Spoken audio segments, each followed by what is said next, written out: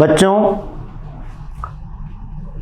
Henry Fayol और F.W.. Taylor के सिद्धांतों में समानताएं देखने के पश्चात अब हम ये देखते हैं कि दोनों के सिद्धांतों में क्या अंतर है, क्या असमानताएं हैं दोनों में। पहला, अध्ययन का केंद्र बिंदु, central point of studies. F W. Taylor के अध्ययन का केंद्र बिंदु श्रमिक था, क्योंकि उन्होंने अपना जीवन एक श्रमिक के रूप में आरंभ किया था, जबकि हेनरी फेयोल ने अपना जीवन एक बड़े अधिकारी के रूप में आरंभ किया था। इसलिए उनके अध्ययन का केंद्र बिंदु प्रबंध था। तो बेटा, पहला अंतर श्रमिक और यहां पर आया प्रबंध। एफ.डब्ल्यू. टेलर ने श्रमिकों पर ज्यादा जोर दिया है। उनका पूरा ध्यान कर्मचारियों पर नियंत्रित है कि कर्मचारी काम कर रहे हैं या नहीं कर रहे हैं। किसी भी तरीके से वो विशेषज्ञ होने चाहिए, उनको अपने फील्ड का पूरा ज्ञान होना चाहिए, और जो काम दिया जाए उनको काम को हर हाल में पूरा करना है। यानी प्रबंधक के रूप में एफ.डब्ल्यू. टेलर अपना पूरा ध्यान लेबर पर केंद्रित करते थे कि श्रमिक अगर एक्सपर्ट होगा हमारे यहां तो हमारा काम अपने आप आगे बढ़ेगा। इसलिए एफ.डब्ल्यू. टेलर का मुख्य केंद्र बिंदु श्रमिक, जबकि हेनरी फेयोल का केंद्र बिंदु है मैनेजमेंट, प्रशासन। कैसे प्रशासन किया जाए, प्रबंध कैसे किया जाए, कैसे मैनेज करना चाहिए संस्था को, यह काम फेयोल का था। क्योंकि फेयोल ने पूरा जीवन जो है बड़े स्तर पर, उच्च स्तर पर अधिकारी के रूप में गुजारा है। तो as a officers, top level managers, he knows everywhere. वो जानते थे कि किस प्रकार काम करवाना चाहिए। और यहां पर क्या लिखा था कि टेलर तो खुद अपना जीवन की शुरुआत उन्होंने लेबर के रूप में की थी, तो उन्हें इस बात का अच्छे से ज्ञान था कि श्रमिक कौन सा काम कर सकता है, कौन सा नहीं कर सकता है, और काम करते समय श्रमिकों के ऊपर क्या दबाव आता है, क्या कठिनाइयां आती हैं, उन सब चीजों का ज्ञान टेलर को था। इसलिए तो उन्होंने अपना एक सिद्धांत बनाया था। पहले ही वाला अपन ने देखा था, अनुमान का सिद्धांत, और दूसरा प्रयोग का सिद्धांत, जिसमें गति अध्ययन, थकान, ये सब देखा था अपन ने। तो पहला अंतर अध्ययन, तो इन्होंने श्रमिकों का अध्ययन करा और इन्होंने प्रबंध का। विशेषज्ञता, एफ.डब्ल्यू. टेलर को कुशलता विशेषज्ञ माना जाता है, क्योंकि उन्होंने श्रमिकों की कार्यकुशलता बढ़ाने के संबंध में प्रयोग किए, जैसे समय का अध्ययन, गति का अध्ययन, थकान अध्ययन आदि। जबकि हेनरी फेयोल को प्रबंध विशेषज्ञ माना जाता है, क्योंकि उन्होंने प्रबंध की कार्यकुशलता को बढ़ाने संबंधी सिद्धांतों का प्रतिपादन किया है। इनको कुशलता विशेषज्ञ बोलते हैं, क्योंकि इनका मुख्य उद्देश्य था कर्मचारी को एक्सपर्ट करना, कर्मचारियों की स्किल को बढ़ाना, कर्मचारी को विशेष योग्यता हासिल करवाना उस काम में। यह इनका मुख्य काम था। स्पेशलिटी, काम कैसे करवाया जाए, और काम करवाने के लिए जो श्रमिक हैं, जो काम कर रहे हैं, उनसे काम अच्छे तरीके से करवाएं। इसके लिए उन्होंने समय का अध्ययन करा कि उनको जब समय दिया जाए तो पहले जांचा जाए, परखा जाए कि हाँ वास्तव में इतने समय में काम हो सकता है, तो फिर उतने समय में आपको काम करना ही होगा, हर हाल में करना होगा, क्योंकि वैज्ञानिक प्रबंध के नियम कठोर होते हैं ना। इसलिए समय का अध्ययन करा बारीकी से।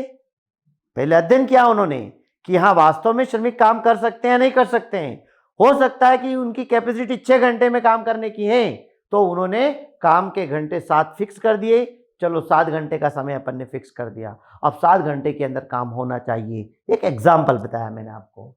तो इसलिए इन्होंने श्रमिकों की कार्य कुशलता पर जोर दिया है, किस तरीके से काम होना चाहिए। जबकि प्रबंधक के रूप में फेयोल ने क्या करा, कार्य कुशलता को बढ़ाने संबंधी प्रतिपादन किया। मतलब काम कैसे करवाना आना चाहिए, वो टेक्निक आपको आना चाहिए। क्योंकि फेयोल जो है वो तो हमेशा टॉप लेवल पर रहे, मुख्य अधिकारी के रूप में रहे, तो उनको काम करवाना था, काम उन्होंने नहीं किया। तो उनको वो टेक्निक आती थी कि कैसे आप कर्मचारियों से काम करवा ले जाएं और कैसे उनकी कार्य करने की कैपेसिटी बढ़ा सकें।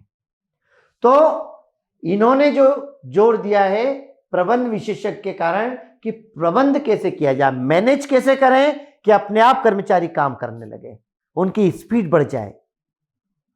और इन्होंने श्रमिकों पर जोर दिया है, उनको ट्रेनिंग दो, उनको लक्ष्य दीजिए कर्मचारियों को, और उनका समय फिक्स कर दीजिए, उनकी गति का ध्यान रख दीजिए, अर्थात किस तरीके का काम कर रहे हैं, कब उनको थकान हो जाता है तो कब उनको आराम करने की जरूरत है, वो सब पहले से उन्होंने निर्धारित कर दिया था।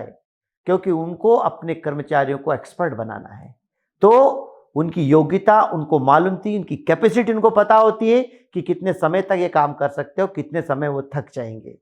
तो ये सब काम एफडब्ल्यू टेलर ने देखा, जबकि फेयोल ने प्रशासनिक कुशलता को बढ़ाने पर जोर दिया।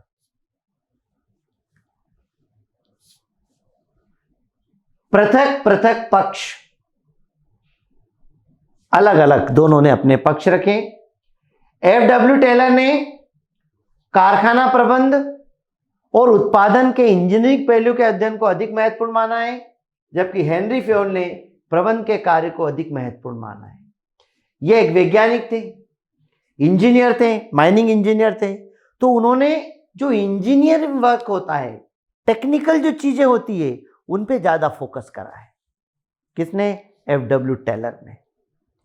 उन्होंने अपना साइंटिफिक पहलू को ज्यादा, वैज्ञानिक चीज को, तथ्य को ज्यादा सामने रखा है, जबकि फेयोल ने क्या करा है, प्रबंध के कार्यों पर जोर दिया है। काम करवाना है आपको तो कर्मचारी से कैसे भी करवाओ, पूरा होना चाहिए, परंतु इनका उद्देश्य था तकनीकों को ध्यान में रखते हुए, उस टेक्नोलॉजी का प्रयोग करते हुए ही आपको प्रबंध करना है। तो इस प्रकार टेलर ने कारखाना प्रबंध और उत्पादन के इंजीनियरिंग पहलू का अध्ययन, मतलब इंजीनियरिंग साइंटिफिक तथ्य को सामने लेकर के आए हैं कि कैसे टेक्नोलॉजी के माध्यम से, नई मशीनों का प्रयोग करके, नवाचार के माध्यम से कैसे उत्पादन होता है। जबकि फेयोल ने प्रबंध के कार्यों पर जोर दिया है कि आप किस प्रकार से मैनेज करें, अच्छा मैनेज करें। कई बार ऐसा भी होता है कि एक एक्सपर्ट, एजुकेटेड व्यक्ति भी वो प्रबंध नहीं कर पाता है, जो कि एक अनुभवी या कम पढ़ा लिखा व्यक्ति जब किसी कार्य को संभालता है तो अनुभव के आधार पर बहुत अच्छा प्रबंध कर लेता है।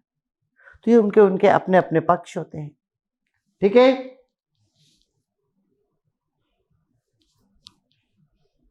अगला अंतर, परिवर्तन।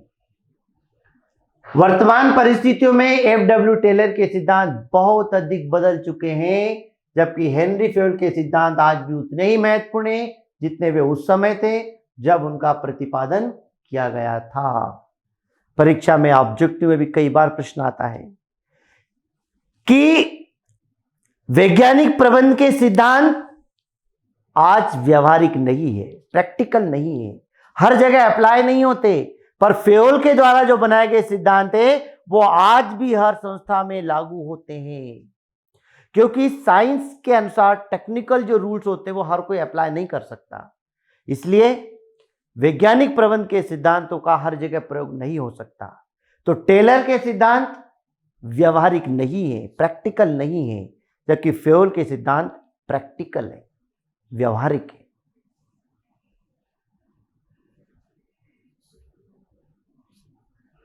विकास का क्रम। एफ.डब्ल्यू. टेलर ने नीचे से ऊपर तक के स्तर पर काम किया है, जबकि हेनरी फ्योल ने ऊपर से नीचे स्तर तक का काम किया है। मतलब ऑर्डर क्या था? एफ.डब्ल्यू. टेलर ने बॉटम से टॉप तक का सफर तय किया हुआ है, तो निम्न स्तर से उच्च स्तर तक का सफर किसने तय करा था? टेलर ने। और फ्योल तो हमेशा टॉप लेवल पर रहे, लेकिन टॉप लेवल से लेकर निम्न लेवल तक काम कैसे करवाया जाए, इस बात पर जोर इन्होंने दिया था फ्योल ने। एक पॉइंट हमारा छूट चुका है, मानव समूह। एफ.डब्ल्यू. टेलर ने व्यक्ति विशेष का अध्ययन किया है, जबकि हेनरी फ्योल ने श्रमिकों के समूह का अध्ययन किया है। यह इनका मेन पॉइंट था।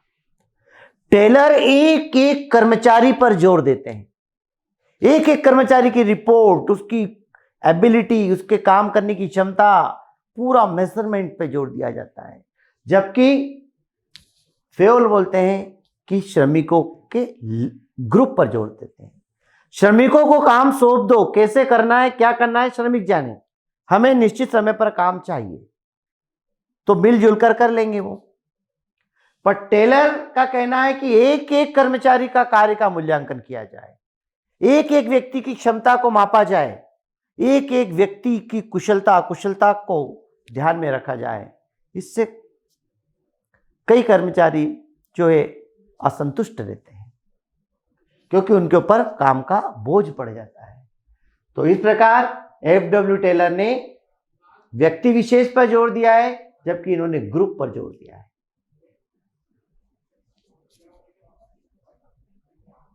लास्ट पॉइंट, विचारधारा, कंसेप्ट। एफ.डब्ल्यू. टेलर की विचारधारा सैद्धांतिक है, जबकि हेनरी फ्योल की विचारधारा व्यवहारिक है। साइंटिफिक रूल जो है इनके, सैद्धांतिक, साइंटिफिक है, थ्योरी बेस्ड है, सिद्धांतों पर आधारित है। और हम देखते हैं कि सिद्धांतों पर आधारित बातें जब कोई करता है, हर व्यक्ति उसको समझ नहीं पाता। इसलिए एफ.डब्ल्यू. टेलर के सिद्धांत प्रैक्टिकल नहीं है, व्यवहारिक नहीं है, प्रैक्टिकल में लाए नहीं जा सकते हर संस्था के अंतर्गत।